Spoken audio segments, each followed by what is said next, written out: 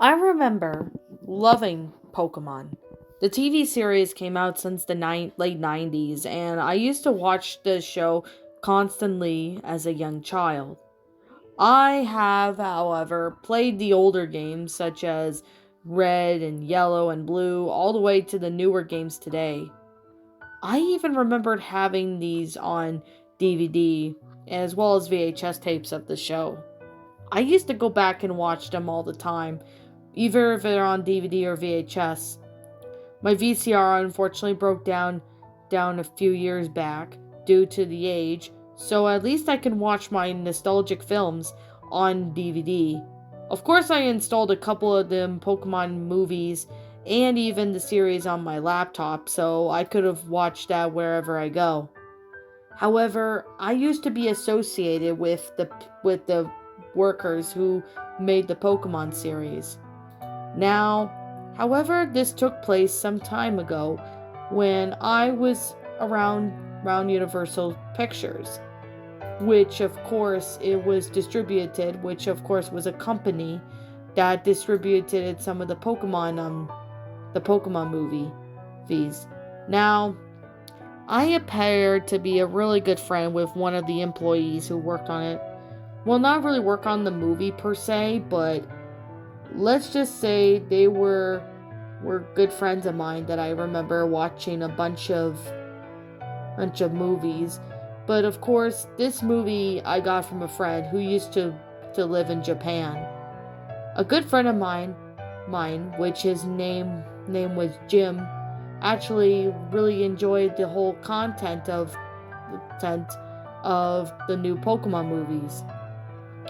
I ended up asking Darren if he could give me the Pokemon Jirachi Wishmaker film.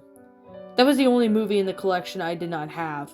However, I think I did have it at one point, but unfortunately, I think it got lost. I couldn't seem to find it anywhere. I tried looking for it everywhere in my house, but I couldn't seem to find it. Even my dad said he couldn't even find the movie either and doesn't know what happened.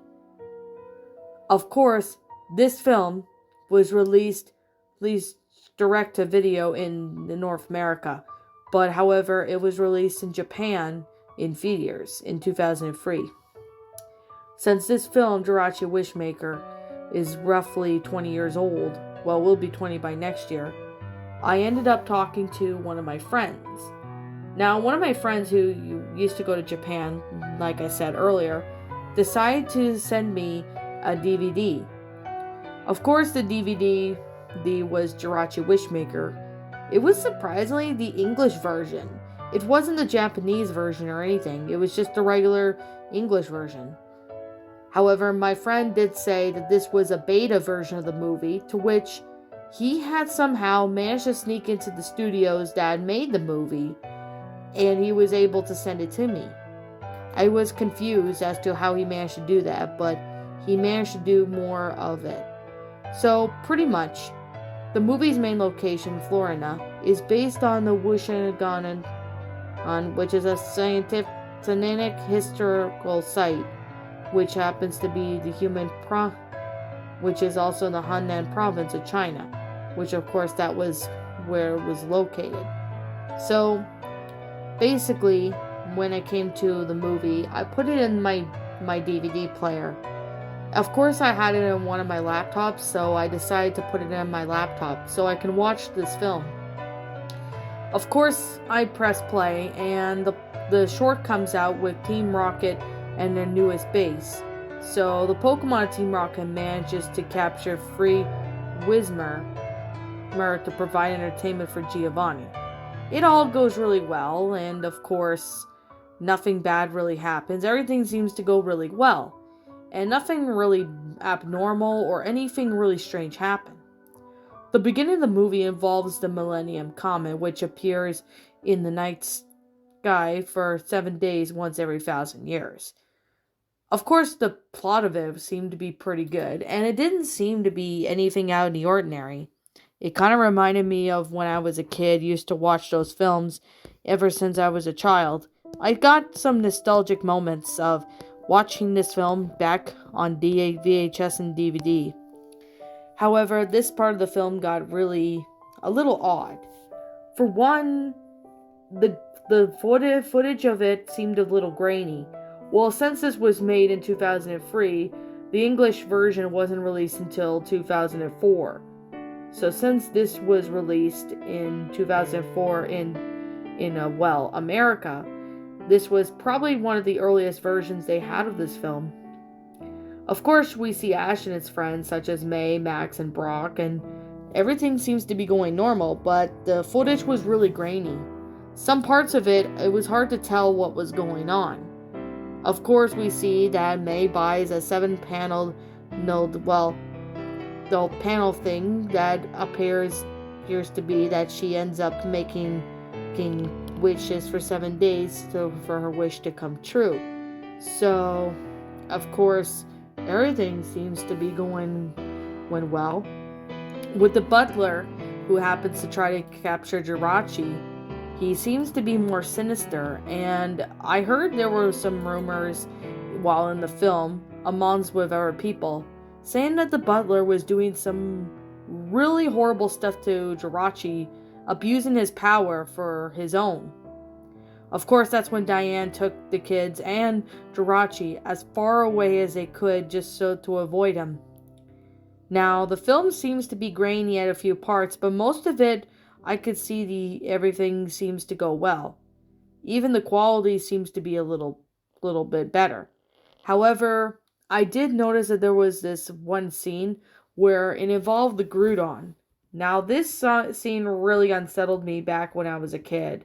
But Groudon was like the evil version of Groudon, or primal or false Groudon. Instead of sucking pretty much all the energy from the earth and even been capturing all the Pokemon with those little spikes on its sides, with those tentacles as well as the claws, this was a little different. And I've never even expected this to be the case. But it happened to be the case as well. He ends up starting to kill some of the Pokemon.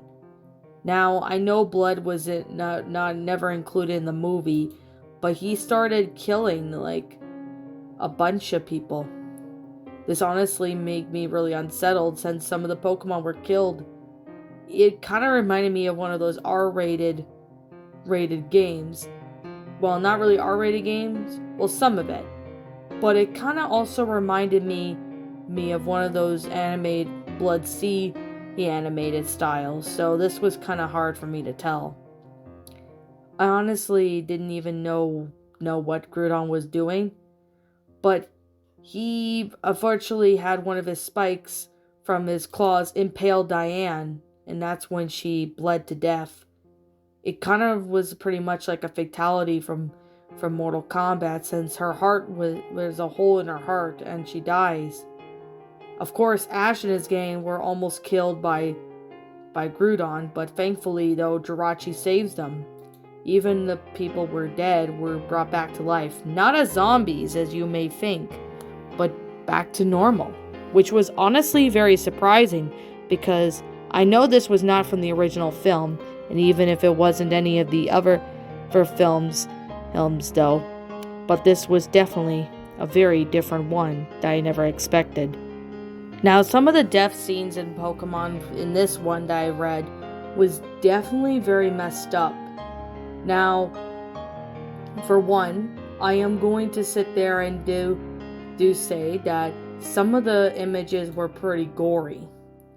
Like to be fair, some of the death scenes were pretty gory, and one of them involved May carrying Max, who unfortunately got injured, and of course she was covered in his blood. Of course, the Groudon was thinking that May did kill Max, but that proven to be false. Even Ash and his friends believed in May because May said that she didn't kill him.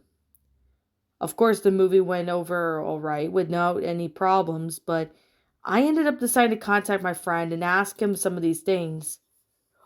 Unfortunately, he said that he had no idea, but he said that he would try and get in contact with the people who made Pokemon for some further investigation. I sent him a few screenshots from the movie, including some of the gory deaths, and he ended up contacting the authorities. It turns out it wasn't really the people who directed and made the film. They weren't the ones behind that. It apparently was some of the Japanese hackers that managed to hack into a movie theater and actually decided to take a reel of it.